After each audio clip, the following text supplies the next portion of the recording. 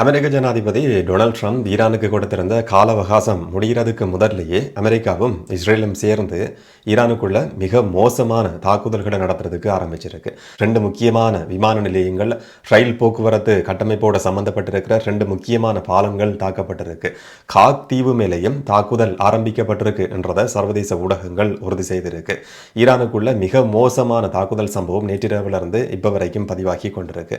இன்னொரு பக்கம் அமெரிக்க ஜனாதிபதி டொனால்ட் ட்ரம்ப் வெள்ளை மாளிகையில் ஊடகங்களை சந்திக்க போறாருன்னு சொல்லி நான் நேற்றைய வீடியோவில் குறிப்பிட்டிருந்தேன். நேற்று ஊடகங்களுக்கு உரையாற்ற சந்தர்ப்பத்தில் வழக்கமாக சொல்ற அதே கருத்துக்களை திரும்ப திரும்ப சொல்லியிருந்தாலும் 2 புதிய தகவல்களையும் ட்ரம்ப் நேற்றைய நாளில் ஊடகங்களுக்கு கொடுத்திருந்தார்.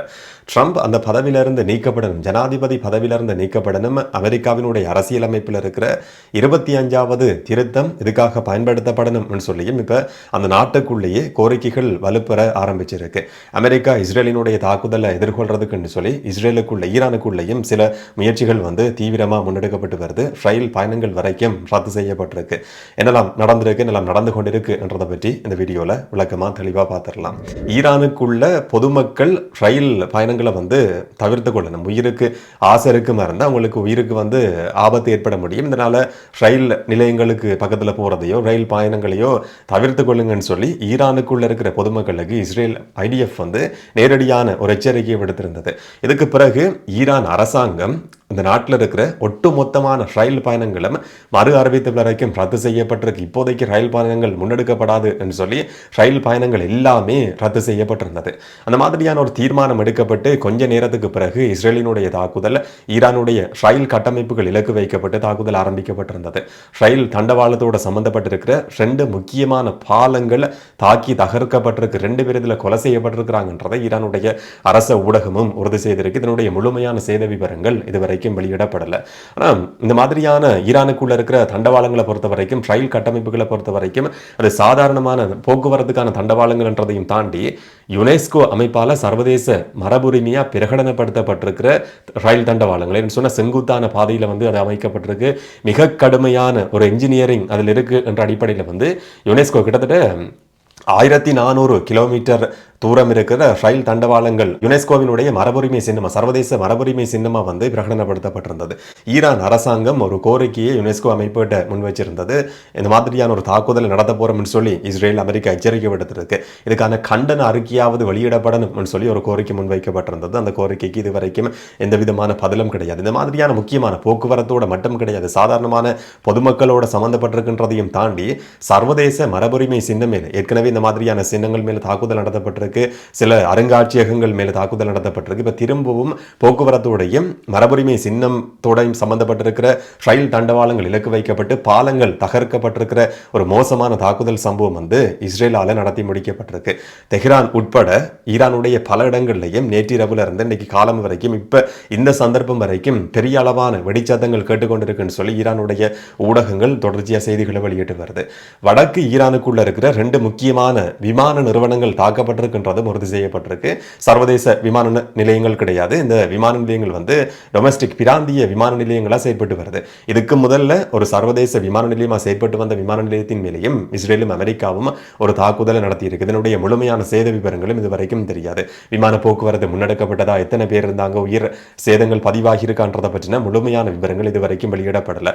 விமான நிலையங்கள் தாக்கப்பட்டிருக்கிற சம்பவம் பதிவாகி இருக்கு. ரயில் பாலங்கள் தாக்கப்பட்டிருக்கிற சம்பவம் பதிவாகி இருக்கு. காக் தீவு மேல தாக்குதல் ஆரம்பமாகி இருக்கு சொல்லி கொஞ்ச நேரத்துக்கு முதல்ல சர்வதேச ஊடகங்கள் உறுதி செய்திருந்தது.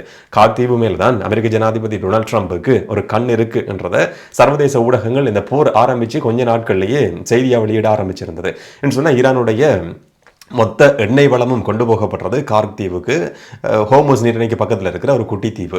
அங்கிருந்து கொண்டுதான் ஈரானுடைய எரிபொருள் ஏற்றுமதி நடந்து வருது. இந்த தீவை அமெரிக்கா கைப்பற்றுமா என்ற மாதிரியும் சர்வதேச ஊடகங்கள்ல கடந்த நாட்களில் பேசப்பட்டிருந்தது. அந்த தீவுக்குள்ள போறது கடுமையானது. அந்த தீவை சுற்றி கன்னிவடிகள் புதைக்கப்பட்டிருக்கு. ஈரானுடைய பாதுகாப்பு தரப்பு அமெரிக்க இராணுவத்துக்காக காத்து கொண்டிருக்கு என்ற மாதிரியான செய்திகள் எல்லாம் பேசப்பட்டிருந்தது. அப்படியான ஒரு பின்புலத்தில் காக் தீவு மேலையும் ஒரு தாக்குதலை அமெரிக்கா, இஸ்ரேல் இல்லாட்டி 2 நாடுகளும் சேர்ந்து நடத்துறதுக்கு ஆரம்பிச்சு ஆரம்பிச்சிருக்கு. இதனுடைய முழுமையான சேத விவரங்களும் இதுவரைக்கும் வெளியிடப்படலை. எண்ணெய் கட்டமைப்பு, இராணுவ தளங்கள் இருக்கிற ஒரு இடத்தின் மேல, ஒரு ஆயுத களஞ்சிய சாலை இருக்கிற இடத்தின் மேல, எண்ணெய் களஞ்சியம் இருக்கிற இடத்தின் மேல ஒரு வான் தாக்குதல் நடத்தப்படும் இருந்தா அதனுடைய விளைவுகள், சேதம் எப்படி இருக்கும் என்றதை ஓரளவுக்கு ஊகிக்கக்கூடிய மாதிரி இருக்கு. ஆனால் அது உறுதி செய்யப்பட்டதுக்கு பிறகு, அதை பற்றின சேத விவரங்கள் சம்பந்தமான செய்திகள் வெளிவந்ததுக்கு பிறகு என்ன நடந்திருக்கு என்றதை இன்னும் விளக்கமா தெளிவா நாங்க பார்த்துடலாம். இதே நேரம் இஸ்ரேல் அமெரிக்காவினுடைய தாக்குதலை எதிர்கொள்றதுக்குன்னு சொல்லி, இல்லாட்டி அமெரிக்க ஜனாதிபதி டொனால்ட் ட்ரம்பினுடைய கால அவகாசம் முடிவடைகிறதுக்கு முதல்ல அமெரிக்கா இந்த தாக்குதலை ஆரம்பிக்கும் சொல்லி சில நேரங்களில் ஈரான் எதிர்பார்த்திருக்க முடியும் போல, அந்த மாதிரியான ஒரு தாக்குதல் நடத்தப்படுமா இருந்தால் அதை எப்படி எதிர்கொள்றது என்றது சம்பந்தமாகவும் சில திட்டங்கள் ஈரானுக்குள்ள போடப்பட்டிருக்கு. ஈரானுடைய புரட்சிகர காவல் படை IRGC படைப்பிரிவு அறிவிச்சிருந்தது, இந்த மாதிரியான பொது இடங்கள் மேலே அமெரிக்கா ஒரு மோசமான தாக்குதலை நடத்துமா இருந்தால் அதை எதிர்கொள்றதுக்கு நாங்கள் தயாராக இருக்கிறோம். சாதாரணமா பிராந்தியத்தில் மட்டும்தான் இதுவரைக்கும் தாக்குதல் நடத்தப்பட்டது. அமெரிக்காவினுடைய முகாம்கள் மேலே, தளங்கள் மேலே தாக்குதல் நடத்தப்பட்டிருந்தது. சில எண்ணெய் கட்டமைப்புகள் மேலே மத்திய கிழக்கு நாடுகளில் தாக்குதல் நடத்தப்பட்டிருந்தது. இது எல்லாமே பதிலடி என்ற அடிப்படையில் கொடுக்கப்பட்டிருக்கிற தாக்குதல்கள். ஆனால் இப்போ அமெரிக்க ஜனாதிபதி டொனால்ட் ட்ரம்ப் எச்சரிக்கை விடுத்திருக்கிற மாதிரியான ஒரு மோசமான தாக்குதல் பொது இடங்கள் மேலே நடத்தப்படும் இருந்தால், போக்குவரத்து கட்டமைப்புகள், பாலங்கள் சேதமாக்கப்பட்டது, மின் கட்டமைப்புகள் சேதமாக்கப்பட்டது, இந்த மாதிரி சொல்லப்பட்ட மாதிரியான ஒரு எச்சரிக்கை விடுக்கப்பட்டிருக்கிற மாதிரியான தாக்குதல் நடத்தப்படும் இருந்தால் இந்த பிராந்திய தாண்டி அதுக்கான பதிலடி மிக கடுமையானதா இருக்கும் சொல்லி IRGC படைப்பிரிவு ஒரு மிக கடுமையான எச்சரிக்கையை விடுத்திருக்கு. என்று சொன்ன இதுவரைக்கும் மத்திய கிழக்கு நாடுகளில் பதிலடி என்ற அடிப்படையில் தாக்குதல் நடத்தப்பட்டிருந்தது. அதையே எதிர்கொள்ள முடியாத ஒரு நிலைமை இருக்கு. மத்திய கிழக்கு நாடுகள் தடுமாறிக்கொண்டிருக்கு. அமெரிக்கா இந்த போர்ல இந்த மாதிரி நடக்கும்னு சொல்லி எதிர்பார்க்கவே இல்லைன்ற மாதிரியான செய்திகள் எல்லாம் கடந்த சில நாட்கள்ல பரபரப்பா பேசப்பட்டிருந்தது. அப்படியான ஒரு பின்விளத்துல மத்திய கிழக்கு நாடுகளையும் தாண்டி, இந்த பிராந்தியத்தையும் தாண்டி மோசமான விளைவுகள் ஏற்பட முடியும் சொல்லி IRGC படைப்பிரிவு எச்சரிக்கை விடுத்திருக்கு. இப்போ ஏற்கனவே நாங்கள் செய்திகளில் பார்த்துருந்தோம், தியாகு காசியான்னு சொல்லப்படுற ஈரான்ல இருந்து கிட்டத்தட்ட 4000 கிலோமீட்டர் தூரத்தில் இருக்கிற ஒரு தீவு மேல, ஒரு படைத்தளம் மேல தாக்குதல் நடத்துறதுக்கு முயற்சி எடுக்கப்பட்டது. இந்த அளவுக்கு சக்தி மிசைல்கள் எல்லாம் ஈரான் இருக்கா என்ற மாதிரி அதிகம் பேசப்பட்டிருந்தது. ஆனால் அந்த தாக்குதலை நாங்கள் அந்த மாதிரியான ஒரு முயற்சியில் ஈடுபடவே இல்லைன்னு சொல்லி ஈரான் அதுக்கு மறுப்பு தெரிவிச்சிருந்தது. அப்படியான ஒரு பின்புலத்தில் கிட்டத்தட்ட 4000 கிலோமீட்டர் வரைக்கும் முயற்சிகள் முன்னெடுக்கப்பட்டதா குற்றம் சாட்டப்படுற பின்புலத்தில் பிராந்தியத்தையும் தாண்டி பதிலடி இருக்கும் சொல்லி விடுக்கப்பட்டிருக்கிற எச்சரிக்கையினுடைய அர்த்தம் என்னன்றதையும் ஓரளவுக்கு ஊகிக்கக்கூடிய மாதிரி இருக்கு. என்ன நடக்க போகுதுன்றதை நாங்கள் பொறுத்திருந்து பார்க்கலாம்.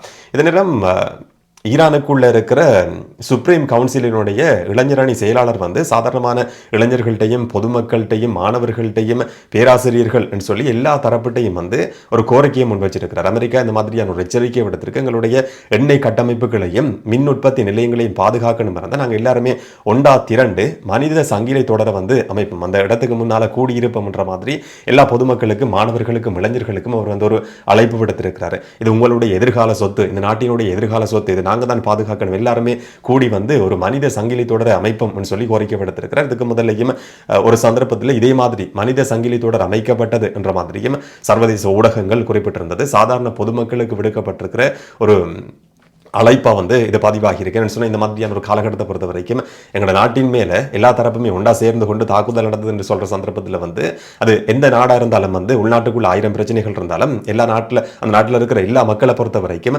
எங்களுடைய வளத்தை பாதுகாக்க வேண்டியது நாங்கள் தான் என்ற அடிப்படையில் மக்கள் திரள்றதுக்கும் அதிகமான சந்தர்ப்பம் இருக்குது. நிறைய இன்ஃப்ளூயன்சர்ஸ், நிறைய கலைஞர்கள் கூட இப்போ படிப்படியாக ஒன்று கூட்டுறதுக்கு ஆரம்பிச்சிருக்கிறாங்கன்ற மாதிரி ஈரான் ஊடகங்களில் செய்திகள் வெளிவந்திருந்ததையும் பார்க்க முடிஞ்சது. நேரம் ஈரானுடைய ஜனாதிபதி மசூட் பெஷஸ்கியன் இன்றைக்கு குறிப்பிட்டிருக்கிறார், 14,000 மில்லியன் ஈரானியர்கள் தாய் நாட்டுக்காக உயிர் தியாகம் செய்யறதுக்கு தயாராக இருக்கிறாங்க. அமெரிக்காவை இருக்கலாம், இஸ்ரேலா இருக்கலாம், நீங்க 2 பேரும் சேர்ந்து கொண்டு எப்படியான தாக்குதல் நடத்தினாலும் எங்களுடைய நாட்டை பாதுகாக்கிறதுக்கு நாங்கள் தயாராக இருக்கிறோம். 14 மில்லியன் மக்களும் உயிர் தியாகம் செய்யறதுக்கு தயாராக இருக்கிறாங்க. அந்த 14 மில்லியன் மக்களோடையும் சேர்ந்து நானும் என்னுடைய உயிரை இந்த நாட்டுக்காக கொடுக்கறதுக்கு தயாராக இருக்கிறேன்னு சொல்லி அந்த நாட்டினுடைய ஜனாதிபதி மசூட் பெஷஸ்கியன் அன்றைய நாளில் குறிப்பிட்டிருந்ததையும் சர்வதேச ஊடகங்களில் பார்க்க முடிஞ்சது. இன்னொரு பக்கம் நாட்டுக்குள்ள இருக்கிற சில தரப்புகள் ஈரானுடைய அரசியல் பிரிவு அமெரிக்க மக்கள்கிட்டையும் சில கோரிக்கைகளை முன்வைக்கிறதுக்கு ஆரம்பிச்சிருந்தது. என்னன்னு சொன்னா, இந்த மாதிரியான ஒரு விஷயம் பயன்படுத்தப்படுறது. அமெரிக்க ஜனாதிபதி டொனால்ட் ட்ரம்பும் இந்த மாதிரி செயல்பட்டிருக்கிறார். இஸ்ரேல் பிரதமர் பெஞ்சமின் நெட்டன்யாகுவும் இதே மாதிரி செயல்பட்டிருக்கிறார். ஈரானுக்குள்ள இருக்கிற மக்கள் உங்களுடைய ஆட்சிக்கு எதிராக நீங்க எல்லாம் கிளர்ந்தெழுங்க, அந்த நாட்டினுடைய அரசாங்கத்தின் மேல கேள்விகளுங்கன்ற மாதிரி சில சந்தர்ப்பங்கள்ல பேசப்பட்டிருந்தது. ஈரானுக்குள்ள இருக்கிற அரசியல் தரப்புகள் அமெரிக்க மக்களை பார்த்து அமெரிக்கா செய்யற அநீதியான செயற்பாட்டுக்கெல்லாம் நீங்க சம்மதம் தெரிவிச்சு கொண்டிருக்கிறீங்களா, இதை எதிர்த்து கேள்வி கேட்கவே மாட்டீங்களா? அமெரிக்க அரசாங்கம் வந்து இந்த மாதிரியான அநீதியான தாக்குதல்களுக்கு பொறுப்பு சொல்ல வேண்டியிருக்கும். அந்த நாட்டினுடைய அரசாங்கத்தை பொறுப்பு சொல்ல வைக்க வேண்டிய கடமை உங்களுக்கும் இருக்குன்னு சொல்லி அமெரிக்க மக்களை பார்த்து ஈரானுக்குள்ள இருக்கிற அரச பிரிவுகள் இந்த மாதிரியான கோரிக்கைகளை முன்வைக்கிறதுக்கு ஆரம்பிச்சிருக்கிறதையும் பார்க்க முடியுது. இன்னொரு பக்கம் அமெரிக்காவுக்குள்ளேயே அமெரிக்க ஜனாதிபதி டொனால்ட் ட்ரம்புக்கு எதிரான சில கருத்துக்கள் வந்து இப்ப படிப்படியா அப்படியே கூடிக்கொண்டு போறதையும் பார்க்க முடியுது. அங்க இருக்கிற சில அரசியல்வாதிகள், எதிர்க்கட்சி அரசியல்வாதிகள் முன் வச்சிருக்கிற கோரிக்கை என்னன்னு சொன்னா, அமெரிக்க ஜனாதிபதி டொனால்ட் ட்ரம்ப் அந்த பதவியில் இருக்கிறதுக்கு பொருத்தமற்ற ஒரு நபர், இப்ப ஒரு போர் குற்றத்தை செய்ய போறேன்னு சொல்லி பகிரங்கமாக அறிவிச்சிருக்கிறார். ஒரு அமெரிக்க ஜனாதிபதி இந்த மாதிரி செயற்பட முடியாது, அவரை பதவியிலிருந்து நீக்கப்படணும். அமெரிக்க அரசியலமைப்பினுடைய 25வது திருத்தம் ஆர்டிகல் 25 இல்லாட்டி 25th அமெண்ட்மெண்ட் இதுக்காக பயன்படுத்தப்படணும் சொல்லி ஒரு சில அரசியல்வாதிகள் இப்ப கோரிக்கைகளை முன் வச்சிருக்கிறதுக்கும் ஆரம்பிச்சிருக்கிறாங்க. இந்த மாதிரியான ஒரு சந்தர்ப்பம் வந்து நடைமுறை சாத்தியம் கிடையாது. சொன்னா அமெரிக்க பதவியில் இருக்கிற ஜனாதிபதி ஒருத்தரை பதவியிலிருந்து நீக்கிறதுன்றது எப்படியுமே சாத்தியப்பட போறது கிடையாது. இதுக்கு முதலாவது தடவை அமெரிக்க ஜனாதிபதியா ட்ரம்ப் தெரிவு செய்யப்பட்டு ஒரு மிகப்பெரிய போராட்டம் அவருடைய ஆதரவாளர்களால் முன்னெடுக்கப்பட்ட சந்தர்ப்பத்திலையும் இப்படியான ஒரு கோரிக்கை முன்வைக்கப்பட்டிருந்தது. ஆனா அதுவும் வந்து கடைசியில் நடக்காம போயிருந்தது.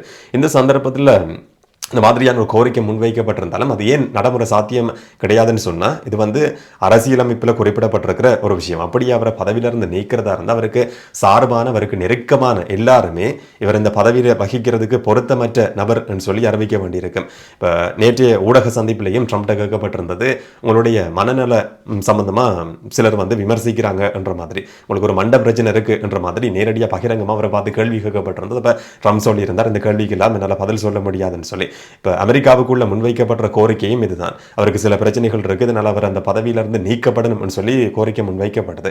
அப்படி 25வது திருத்தம் நடைமுறைப்படுத்தப்படுறதா இருந்தா அமெரிக்காவினுடைய பதில் ஜனாதிபதி, துணை ஜனாதிபதி ஜேடி வென்ஸும் அவருடைய அமைச்சரவையில் இருக்கிற முக்கியமான நபர்களும் சேர்ந்து ட்ரம்ப் வந்து இந்த பதவியை வகிக்கிறதுக்கு பொருத்தமற்ற நபர் சொல்லி பகிரங்கமாக அறிவிக்க வேண்டியிருக்கும். அதுக்கு பிறகு ட்ரம்ப் எப்படியுமே அதை ஏற்றுக்கொள்ள போறது கிடையாது. அவர் வந்து அதுக்கு எதிராக கதைக்கிறதுக்கு ஆரம்பிப்பார்.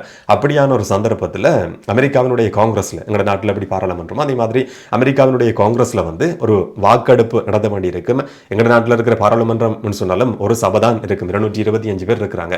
இப்போ அமெரிக்காவை பொறுத்த வரைக்கும் காங்கிரஸ்ல வந்து 2 சபைகள் இருக்கு. அந்த 2 சபைகளையும், செனட் சபையிலையும் பிரதிநிதிகள் சபையிலையும் 3/2 பெரும்பான்மை மூலமா ஒரு வாக்கெடுப்பு நிறைவேற்றப்பட்டு ட்ரம்ப் வந்து பதவியிலிருந்து நீக்கப்படுற மாதிரி இருக்கும். ஆனால் ட்ரம்புக்கு ஆதரவான அவருடைய கட்சியை சேர்ந்த நபர்கள் வந்து இப்படி இது எப்படியுமே வாக்களிக்க போறது கிடையாது ட்ரம்புக்கு எதிராக சொல்றதையும் விட தங்களுடைய கட்சியில ஒரு ஜனாதிபதிக்கு எதிராக வந்து அந்த கட்சி ஆதரவாளர்கள், உறுப்பினர்கள், அரசியல்வாதிகள் எப்படியுமே ஓட் பண்ண போறது கிடையாது. இது நடைமுறை சாத்தியம் இல்லாத ஒரு விஷயம். ஆனாலும் கூட அந்த மாதிரியான ஒரு சாத்தியமும் இருக்கு, அந்த மாதிரியான ஒரு கோரிக்கையும் தொடர்ச்சியா முன்வைக்கப்பட்டு வருது. ட்ரம்ப் நேற்று வெள்ளை மாளிகையில் ஊடகவியலாளர்களை சந்திக்கிற சந்தர்ப்பத்தில் 2 புதிய விஷயங்களை குறிப்பிட்டிருந்தார். முதலாவது, அமெரிக்காவினுடைய ஏர்ஃபோர்ஸ் ஆஃபீஸர் வந்து ஈரானுக்குள்ள இருந்து அமெரிக்க ராணுவத்தால் காப்பாற்றப்பட்டார் சொல்லி அறிவிக்கப்பட்டிருந்தது. அப்படி அந்த ஏர்ஃபோர்ஸ் ஆஃபீஸர் ஈரானுக்குள்ள இருந்த சந்தர்ப்பத்தில் அமெரிக்காவுக்குள்ள இருக்கிற ஒரு நபர் வந்து அந்த தகவலை ஊடகங்களுக்கு கசியவிட்டிருக்கிறார். இந்த மாதிரி கசியவிடப்பட்டதால இந்த மீட்பு பணி மிக கடுமையானதாக இருந்தது. அப்படி தகவலை கசியவிட்டிருக்கிற அந்த நபர் சம்பந்தமாக நாங்கள் தேடிக்கொண்டிருக்கிறோம், அவர் கைது செய்யப்படுவார் என்ற மாதிரி மறைமுகமாக ட்ரம்ப் வந்து குறிப்பிட்டிருந்தார். இந்த தகவல் எப்படி ஊடகங்களுக்கு போனது, உள்ள இருந்து ஒரு நபர் வந்து கசியவிட்டிருக்கிறார், அமெரிக்காவில் இருக்கிறதுக்கே தகுதியற்ற நபர் என்ற மாதிரி ட்ரம்ப் வந்து குறிப்பிட்டிருந்தார். அது மட்டும் கிடையாது, இந்த தகவலை வந்து முதல்ல செய்தியா வெளியிட்ட அந்த ஊடக நிறுவனத்துக்கு போய் அந்த ஆர்டிகல் எழுதின ஊடகவியலாளர், அந்த செய்தியை முதல்ல வெளியிட்ட ஊடகவியலாளர்கிட்டையும் இந்த தகவல் எங்கிருந்து கிடைச்சது, அந்த தகவல் உங்களுக்கு சொன்னது யாருன்னு சொல்லி நாங்கள் கேள்வி கேட்க இருக்கிறோம். அப்படி அவர் சொல்லாத சந்தர்ப்பத்தில் அந்த ஊடகவியலாளரும் சிறையில் அடைக்கப்படுவார் சொல்லியும் ட்ரம்ப் வந்து ஒரு எச்சரிக்கை விடுத்திருக்கிறார். ஊடக சுதந்திரம் சம்பந்தமாக எங்கள்கிட்ட கேள்வி கேட்க முடியாதுன்னு சொல்லி மறைமுகமாக ட்ரம்ப் வந்து குறிப்பிட்டார். என்று சொன்னால் தேசிய பாதுகாப்பு என்ற விஷயத்தை முன்னிலைப்படுத்துகிற சந்தர்ப்பத்தில் அந்த தகவலை சொல்ல வேண்டியிருக்கும். அப்படி சொல்லாட்டி அந்த ஊடகவியலாளரும் சிறையில் அடைக்கப்படுவார். அந்த தகவலை கொடுத்த நபரை வந்து நாங்கள் தேடிக்கொண்டிருக்கிறோம், எப்படியும் கண்டுபிடிப்போம் சொல்லி ட்ரம்ப் வந்து நேற்றைய நாளில் குறிப்பிட்டிருந்தார். அந்த விமானத்தை ஈரான் எப்படி சுட்டு வீழ்த்தி இருக்கின்றதுக்கான உறுதியான ஒரு பதில் இன்றைக்கு வரைக்கும் கிடையாது. நேற்று வெள்ளை மாளிகையில் ஊடகவியலாளர்களை சந்திக்கிற சந்தர்ப்பத்தில் ட்ரம்ப் குறிப்பிட்டிருந்தார், ஷோல்டர் மிசைல இல்லாட்டி ஹீட் சீக்கிங் மிசைல தான் ஈரான் இதுக்காக பயன்படுத்தி இருக்கும். இது லக்ல நடந்திருக்கிற, குருட்டுத்தனமா நடந்திருக்கிற சம்பவம், ஒரு அதிர்ஷ்டவசமா நடந்திருக்கிற 100ல் ஒரு சம்பவம் பதிவாகி இருக்கு என்ற மாதிரி பெருசா இதுல கவலைப்பட வேண்டிய அவசியம் கிடையாது. 100ல் ஒரு சம்பவம் இந்த மாதிரி நடக்கிறது வளமையானதான, ஒரு லக்ல தான் இது நடந்திருக்கு என்ற மாதிரி ட்ரம்ப் வந்து குறிப்பிட்டிருந்தார். அவர் சொல்ற ஷோல்டர் மிசைல் இல்லாட்டி ஹீட் சீக்கிங் மிசைல் இதுக்காக பயன்படுத்தப்பட்டிருக்கலாம்னு சொல்லி ஏற்கனவே ஈரான் வந்து அறிவிச்சிருந்தது. என்ன சொன்ன இதுக்கு முதல்ல ஒரு வீடியோலையும் நாங்கள் பார்த்துருந்தோம். என்னதான் அட்வான்ஸ்டான டெக்னாலஜி பயன்படுத்தப்படுற போர் விமானமாக இருந்தாலும் எந்த ஒரு போர் விமானத்தாலையும் வெப்பத்தை கடைசி வரைக்கும் மறைக்க முடியாது. அந்த வெப்ப அலைகளை வச்சுக்கொண்டு தான் ஈரான் இந்த மாதிரியான போர் விமானங்களை சுட்டு வீழ்த்துது என்ற மாதிரியான செய்திகள் வெளிவந்திருந்தது. இதுக்கு முதல்ல ஒரு வீடியோவில் அதை பற்றி நாங்கள் விளக்கமாக கதைச்சிருக்கிறோம். அந்த மாதிரி ஹீட் சீக்கிங் மிசைலை வந்து ஈரான் பயன்படுத்தி இருக்கின்றத ட்ரம்ப் வந்து முதல் தடவையாக குறிப்பிட்டிருக்கிறார். மேன் பேட்ஸ்ன்னு சொல்லப்படுற ஒரு மிசைல் சிஸ்டத்தை ஈரான் இதுக்காக பயன்படுத்தி இருக்கலாம்னு சொல்லி ஒரு சில ஊடகங்கள் செய்தி வெளியிட்டிருக்கு. அமெரிக்க ஊடகங்கள் இல்லாட்டி ட்ரம்புக்கு எதிரான ஊடகங்கள்னு சொல்லியும் சொல்ல முடியும். சொன்னால் அமெரிக்க விமானம் சுட்டு வீழ்த்தப்பட்டதில் ஈரான் ஆதரவாளர்களுக்கு எப்படி ஒரு கொண்டாட்டம் இருக்கோ அதே மாதிரி ட்ரம்புக்கு எதிரான அமெரிக்காவினுடைய ஒரு சில ஊடகங்களுக்கும் இது வந்து சந்தோஷமான ஒரு செய்தியாக மாறி இருந்தது. அமெரிக்காவினுடைய ராணுவம் இல்லாட்டி ட்ரம்ப் நிர்வாகத்தின் கீழே இந்த மாதிரியான ஒரு சம்பவம் நடந்திருக்கு என்றது பெரிய அளவில் சில ஊடகங்களில் பேசப்பட்டிருந்தது. இதுக்காக மேன்பேட் சிஸ்டத்தை வந்து ஈரான் பயன்படுத்தி இருக்கலாம், ஆனாலும் 100% உறுதி செய்ய முடியாது, இதா இருக்கலாம் என்ற மாதிரி ஒரு சில ஊடகங்கள் குறிப்பிடுது. போர்ட்டபிள் ஏர் டிஃபென்ஸ் சிஸ்டம் எந்த இடத்துக்கு வரணும்னு சொன்னாலும் இலகுவாக கொண்டு போக முடியும், பெரிய அளவான ஒரு பொருட்செலவு கிடையாது, அதிகமான நபர்கள் தேவை கிடையாது, ஒரு நபரை வந்து இதை பயன்படுத்த முடியும். இந்த மாதிரியான ஒரு எளிமையான சிஸ்டத்தை பயன்படுத்தி கொண்டு அமெரிக்காவினுடைய அட்வான்ஸ்டான போர் விமானம் சுட்டு வீழ்த்தப்பட்டிருக்கு என்ற மாதிரி அமெரிக்காவினுடைய ஒரு சில ஊடகங்கள், ட்ரம்புக்கு எதிரான ஊடகங்கள் செய்திகளை வெளியிட்டிருந்ததையும் பார்க்க முடிஞ்சுது. ஆனாலும் அது 100% உறுதி செய்யப்பட்ட தகவல் கிடையாது. ஈரான் மேல அமெரிக்க ஜனாதிபதியினுடைய காலக்கெடு முடிகிறதுக்கு முதல்லையே மிக மோசமான தாக்குதல் சம்பவங்கள் பதிவாகிறதுக்கு ஆரம்பிச்சிருக்கு. இஸ்ரேலுக்குள்ளேயும் ஈரானுடைய தாக்குதல் நடந்திருக்கு. ஒரே நாளில் கிட்டத்தட்ட 200 பேர் வைத்தியசாலைகள் அனுமதிக்கப்பட்டிருக்கிறாங்கன்னு சொல்லி இஸ்ரேல் தரப்பை உறுதி செய்திருக்கு. ஈரானுடைய கொத்துக்குண்டுகள் இஸ்ரேலினுடைய மத்திய பகுதிக்குள்ள போய் விழுந்ததில் சில கட்டடங்கள், வாகனங்களுக்கு சேதம் ஏற்பட்டிருக்கு. 200 பேர் ஒரே நாளில் காயமடைஞ்சிருக்கிறாங்கன்றது இஸ்ரேலை பொறுத்த வரைக்கும் மிகப்பெரிய ஒரு பாதிப்பு. பொதுவாகவே இஸ்ரேலை பொறுத்த வரைக்கும் இந்த மாதிரியான சேத விவரங்கள் வெளிவரது கிடையாது. இப்போ முதல் தடவை அந்த மாதிரியான ஒரு 200 பேர் காயமடைஞ்சிருக்கிறாங்க, ஒரே நாளில் மோசமான தாக்குதல் என்ற செய்தி வெளியிடப்பட்டிருக்குன்னு சொன்னால் அதுக்கு பின்னால் சில நேரங்களில் வேற காரணங்களும் இருக்க முடியும். கொத்துக்குண்டுகள் சர்வதேச அளவில் தடை செய்யப்பட்டிருக்கிற கொத்துக்குண்டுகளை ஈரான் பயன்படுத்துது சொல்லி வெளி உலகத்துக்கு காட்டுற முயற்சியாகவும் இருக்க முடியும். அதுக்காக தான் இஸ்ரேல் வந்து அமெரிக்காவும் இஸ்ரேலும் ஈரான் மேல தாக்குதல் நடத்துது என்று சொல்லி காட்டுறதுக்கான ஒரு முயற்சியா சில நேரங்களில் இருக்க முடியும். ஈரான் மட்டும் கிடையாது, இஸ்ரேல் தரப்பும் சர்வதேச அளவில் தடை செய்யப்பட்டிருக்கிற குண்டுகளை வந்து பயன்படுத்தி கொண்டிருக்கு.